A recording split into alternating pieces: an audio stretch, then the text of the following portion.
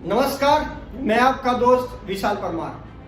अगर आपके जीवन में बहुत सारे प्रॉब्लम्स है, बहुत सारी कठिनाइयां है, बहुत सारी मुसीबतें हैं, एक समस्या खत्म होती है तो दूसरी आ जाती है, ऐसे प्रॉब्लम्स है, तो आज मैं आपको एक बहुत ही सुंदर मोटिवेशनल स्टोरी सुनाना चाहता हूँ। इस स्टोरी ने मुझे बहुत हेल्प की, मैं भी अपने प्रॉब्लम से बाहर निकल आया।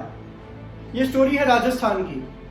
राजस्थान के एक गांव में रहने वाला व्यक्ति हमेशा किसी न किसी समस्याओं से परेशान रहता था और इस कारण अपने जीवन में बहुत दुखी था। एक दिन उसे कहीं से जानकारी प्राप्त हुई कि एक पीर बाबा अपने सारे काफिले के साथ उसके गांव में पधारे हैं। उसने तय किया कि वह पीर बाबा से मिलेगा और अपने जीवन की समस्याओं के समाधान का उपाय पूछेगा। शाम को वह उस स्थान पर पहुंचा जहां पीर बाबा रुके हुए थे। कुछ समय प्रतीक्षा करने के उपरांत उसे पीर बाबा से मिलने का अवसर प्राप्त हुआ। वह उन्हें प्रणाम कर बोला, बाबा, मैं अपने जीवन में एक के बाद एक आ रही समस्याओं से बहुत परेशान हूँ। एक समस्या से छुटकारा मिलता नहीं कि दूसरी सामने खड़ी हो जाती है। घर की समस्या, काम की समस्या, स्वास्थ्य की समस्या और जाने कितनी समस्याएं। ऐसा लगता है कि मेरा पूरा जीवन समस्याओं से घिरा हुआ है। कृपा करके कुछ ऐसा उपाय बताएं कि मेरे जीवन की सारी समस्याएं खत्म हो जाए और मैं शांतिपूर्ण और खुशहाल जीवन जी सकूं। उसकी पूरी बात सुनने के बाद पीर बाबा मुस्कुराए और बोले, बेटा, मैं तुम्हारी समस्या समझ गया हूँ। उन्हें हल करने के लिए उपाय मैं तुम्हें कल बताऊंगा। इस बीच तुम्हें मेरा एक छोटा सा काम करना होगा। व्यक्ति तैयार हो गया।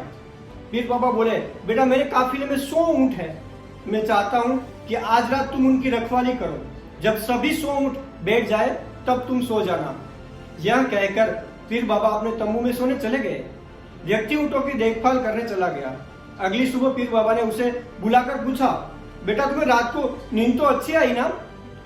कहाँ बाबा, पूरी रात में एक पल भी सो न सका। मैंने बहुत प्रयास किया कि सभी ऊंट एक साथ बैठ जाए ताकि मैं चैन से सो सकूं, किंतु मेरा प्रयास सफल न हो सका।